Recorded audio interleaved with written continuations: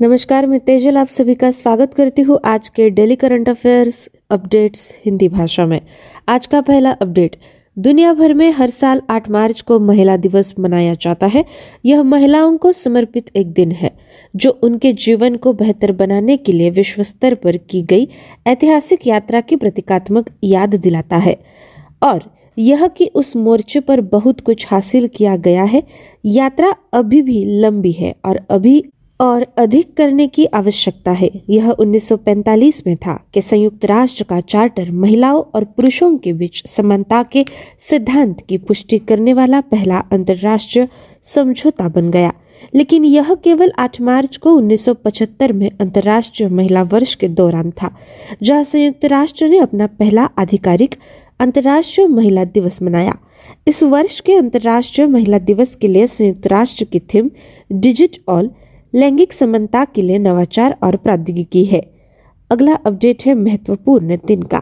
दुनिया भर के लोगों को धूम्रपान छोड़ने के लिए प्रोत्साहित करने के लिए हर साल मार्च के दूसरे बुधवार को नो स्मोकिंग डे मनाया जाता है। 2023 में नो स्मोकिंग डे 8 मार्च को मनाया जा रहा है। इस दिन का मुख्य उद्देश्य सिगरेट और अन्य तरीकों के माध्यम से तंबाकू के सेवन के हानिकारक स्वास्थ्य प्रभावों के बारे में जागरूकता फैलाना है। धूम्रपान या तंबाकू चबाना सबसे बुरी आदतों में से एक है जिसके जाल में कोई भी फंस सकता है। स्वास्थ्य जोखिम सभी को पता है, लेकिन फिर भी हजारों युवा 12 से 17 वर्ष की आयु के बीच प्रत्येक दिन धूम्रपान करना शुरू करते हैं। अगला अपडेट पुस्तक का। मैं यहाँ के लोगों के वजह से भारत वापस आता रहता हूँ। उनकी गर्मजोशी और स्नेह कुछ ऐसा है जो मुझे वापस खींचता है। जीन क्लाउड पेरियर ने अलायंस फ्रैंकिस डू बेंगाले में लाइफ बारबेरियंस इन इंडिया के कोलकाता लॉन्च पर कहा। मूल रूप से 2014 में फ्रेंच में पेरियर द्वारा लिखी गई इस पुस्तक का अंग्रेजी में अनुवाद श्री पर्णा चटर्जी जी ने इस साल नियोगी बुक्स द्वारा प्रकाशन के लिए किया था। 1981 में 24 वर्षीय पत्रकार के रूप में पहली बार भारत का दौरा करने वाले पेरियर ने याद किया कि कैसे देश का अपनी सभ्यतागत भावना के माध्यम से उन पर गहरा प्रभाव पड़ा है। अगला अपडेट है फिर से पुस्तक का। कोलकाता स्थित गैर सरकारी संगठन प्रभा खेतान फाउंडेशन द्वारा आयोजित एक विशेष समारोह में लेखक और उद्यमी राम के शर्मा के साथ उनकी पुस्तक Karma and you create your own destiny के विमोचन के मौके पर बातचीत का सार यह था कि हमारे कार्य या कर्म हमारे जीवन के विभिन्न पहलुओं को कैसे प्रभावित करते हैं। पुस्तक का औपचारिक विमोचन मुख्य अतिथि पश्चिम बंगाल के ऊर्जा, आवास, युवा सेवा और खेल मंत्री अरूप बिस्वास और सम्मानित अतिथि आईटीसी के अध्यक्ष और प्रबंध निदेशक संजीव पुरी ने किया। अगला अपडेट है शिखर सम्मेलन का। रक्षा मंत्री राजनाथ सिंह ने 6 मार्च के भारत के पहले स्वदेशी विमान वाहक पोत INS विक्रांत पर नौसेना की एक शीर्ष बैठक के उद्घाटन सत्र को संबोधित किया, जिसमें इस कदम से रक्षा विनिर्माण क्षेत्र में आत्मनिर्भरता हासिल करने की दिशा में देश के कदमों पर अधिक ध्यान केंद्रित किया गया है। सिंह, भारतीय नौसेना प्रमुख एडमिरल R हरि कुमार, पश्चिमी नौसेना कमान के प्रमुख वाइस एडमिरल दिनेश त्रिपाठी और अन्य शीर्ष अधिकारी द्विवार्षिक नौसैनिक कमांडरों के सम्मेलन में भाग लेने के लिए गोवा में विमान वाहक पोत में सवार हुए। अगला अपडेट है राष्ट्रीय समाचार। देश की शीर्ष तेल कंपनी इंडियन ऑयल कॉरपोरेशन के चेयरमैन श्रीकांत माधव वैद्य ने कहा कि वह अपनी सभी रिफाइनरों में हरित हाइड्रोजन संयंत्र लगाएंगे, क्योंकि वह 2046 तक अपने परिचालन से शुद्ध शून्य उत्सर्जन हासिल करने के लिए 2 लाख करोड़ रुपए की हरित बदलाव योजना पर काम कर रहे हैं। वैद्य ने एक साक्षात्कार में कहा कि कंपनी 2025 तक 2000 करोड़ रुपए की लागत से अपनी पानीपत तेल रिफाइनरी में 7000 टन सालाना हरित हाइड्रोजन उत्पादन संयंत्र स्थापित करेंगे। उन्होंने कहा, हम पानीपत से शुरुआत कर रहे हैं, लेकिन अंततः सभी रिफाइनरियों में हरित हाइड्रोजन इकाइयां होंगी। अगला अपडेट नियुक्ति का।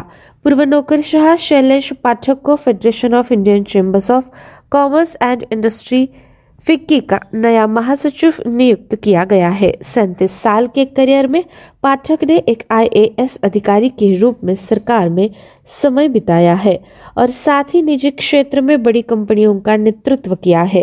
उनके व्यापक अंतर्राष्ट्रीय प्रदर्शन में 2000 में एक उभरते हुए भारतीय नेता के रूप में एक आइजनहावर फेलोशिप, यूरोपीय आयोग 2003 द्वारा आयोजित एक यूरोपीय संघ आगंतुक कार्यक्रम और 2011 में ऑक्सफोर्ड विश्वविद्यालय में एक शैक्षणिक छात्रवृत्ति शामिल है, यह फिक्की ने कहा।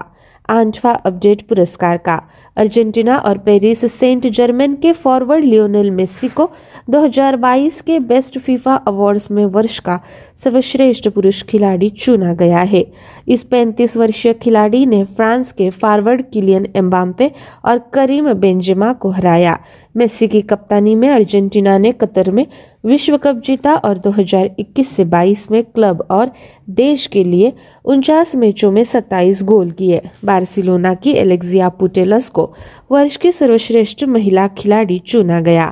पेरिस में आयोजित समारोह में अर्जेंटीना को तीसरी बार विश्व कप खिताब दिलाने वाले लियोनेल स्कोलोनी को वर्ष का सर्वश्रेष्ठ पुरुष कोच चुना गया। अगला समाचार अंतर्राष्ट्रीय। विदेश मंत्रालय ने कहा कि भारत जलवायु, स्मार्ट कृषि और खाद्य प्रणाली नवाचार के लिए निवेश और समर्थन में तेजी लाने के उद्देश्य से अमेरिका और UAE द्वारा शुरू किए गए एक वैश्विक मंच में शामिल हो गया है। जलवायु के लिए कृषि नवाचार मिशन नवंबर 2021 में दोनों देशों द्वारा शुरू किया गया था। विदेश मंत्रालय के संयुक्त सचिव दम्मू रवि ने अबू धाबी में I2U2 इजराइल, भारत, संयुक्त राज्य अमेरिका और संयुक्त अरब अमीरात बिजनेस फोरम के मार्जिन पर AM4C में शामिल होने के भारतीय इरादे को व्यक्त करते हुए एक पत्र पर हस्ताक्षर किए। आज का आखिरी अपडेट। पेय पदार्थ बनाने वाली कंपनी पेप्सिको को अभिनेता रणवीर सिंह को अपना ब्रांड एम्बेसडर नियुक्त किया है और युवा उपभोक्ताओं को लक्षित करते हुए एक नए अभियान का भी अनावरण किया है। सिंह पेप्सी के सेलिब्रिटी एंडोर्सर्स की बढ़ती लीग में शामिल हो गए हैं। 2019 में ब्रांड ने अभिनेता सलमान खान को शामिल किया। हाल ही में इसने KGF फेम लोकप्रिय कन्नड़ अभिनेता यश को ब्रांड के नए चेहरे के रूप में घोषित किया। पेप्सी द्वारा राइज अप बेबी थीम के तहत चलाए जा रहे ब्रांड के समर कैंपेन में जल्द ही एक प्रमुख महिला अभिनेत्री शामिल हो सकती है। दोस्तों, ये थी हमारी आज की daily current affairs updates Hindi भाषा में। मिलते हैं अगले सत्र में। आप सभी का बहुत बहुत शुक्रिया।